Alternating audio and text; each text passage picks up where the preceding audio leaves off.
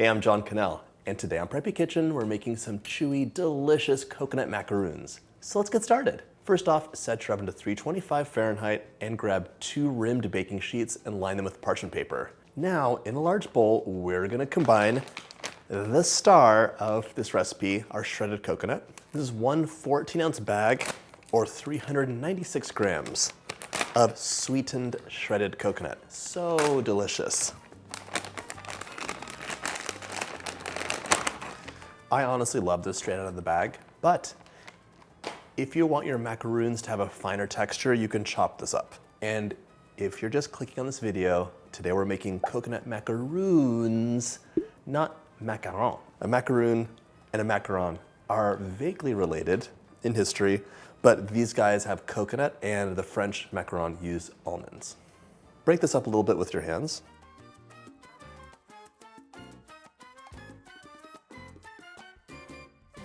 And now we want 2/3 of a cup of sweetened condensed milk, which is quite thick.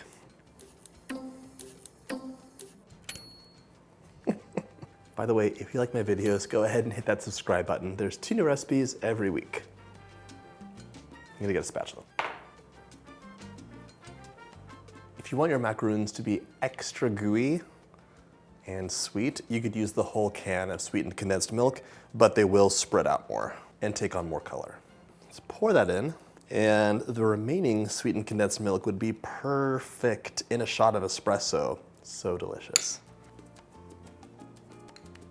These guys have a similar name to macaron because the French macaron that we know and love is that kind of finicky, very delicate cookie sandwich made with egg whites and almonds. And it's actually an Italian recipe that got refined by the French.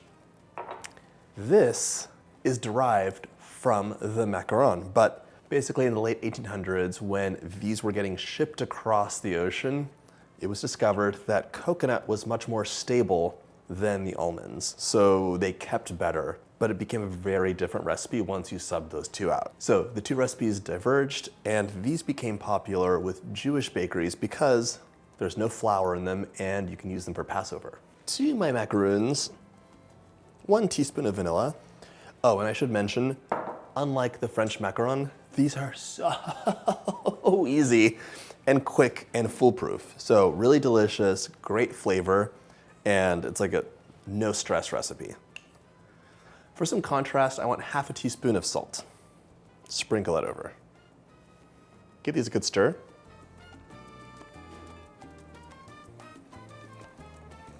This looks delicious as is, to be honest, but try not to snack too much. At this stage, you could also add 1/2 cup of your favorite mix-ins. You could add dried fruit or some toasted nuts like pecans or macadamia nuts. Chewy, gooey, and crunchy is a great combination. If you wanted a deeper, nuttier flavor, you could lightly toast the coconut ahead of time. 350, spread out on a baking sheet, stirring every few minutes until it's a light golden brown. If you toast your coconut and you don't mix very often, the edge will be totally burnt and black because there's so much sugar in there. And if you toast your coconut, your macaroons will be a little bit less chewy, so choose your path. This is mixed, so set that aside. We need some eggs in here, but the eggs have to be divided. So into a larger bowl, we're gonna add 2 large egg whites. No yolks, please. Pop the yolk into a separate bowl. You can use it to make something delicious later.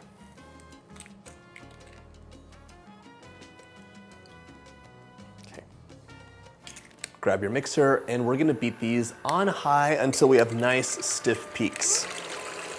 The fluffy egg whites with the sweetened condensed milk will set together, and this totally changes the texture. The coconut and sweetened condensed milk would be really dense, but once we add this fluffed up egg white, the texture will be super light and so pleasant. You'll be mixing for about 3 minutes.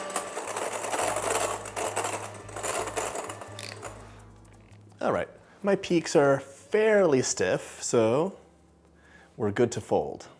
We're gonna gently fold our stiffened egg whites, it's like a little cloud, into our coconut mixture. You'll lose a lot of the volume, but some will remain and your mixture will be lighter.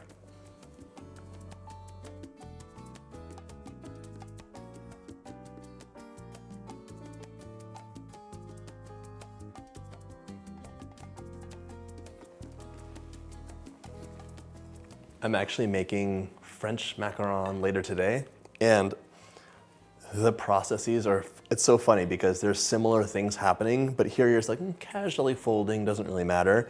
In the French version, you are doing the most specific process called macaronage and looking for a very specific texture, otherwise they're ruined.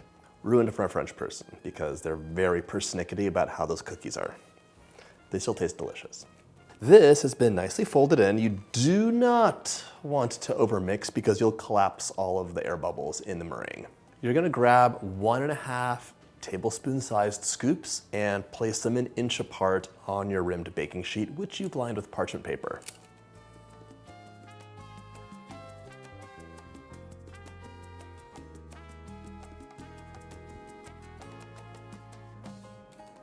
So you don't want to like mush this down into your scoop, but you want to have a nice scoop once they're on the sheet. So if you see they're a bit misshapen or have a gap, just use your fingers and kind of bring them back together.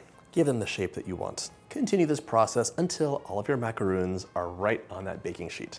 Your macaroons will last and be perfectly fine for up to a week in a sealed container at room temperature, or you can freeze them for up to 3 months.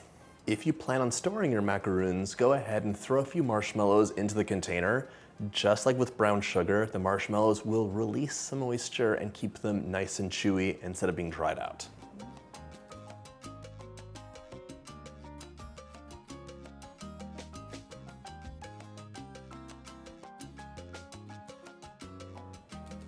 Totally loaded up one sheet, but that's fine. These go into the oven 325 for 20 to 25 minutes. We're baking them low and slow, but you do not want to over bake these because then they'll dry out and lose that magical chewy texture. You'll know your macaroons are done because the top and bottom will be a nice golden color.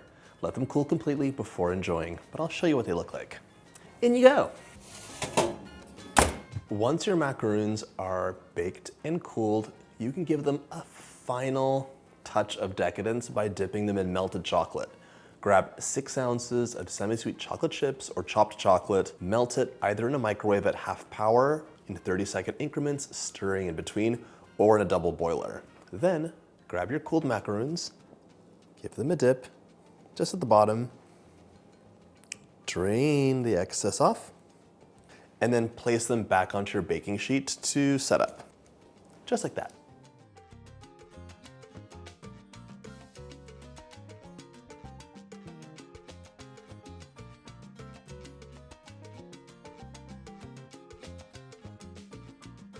Allow your chocolate to set up, and just like that, your macaroons are ready to enjoy.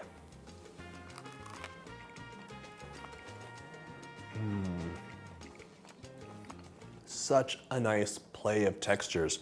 They're crunchy on the outside, chewy but light and fluffy on the inside, and the flavors are so on point. Oof. I hope you get a chance to make this delicious recipe, and if you like my videos, hit that subscribe button and check out my coconut playlist.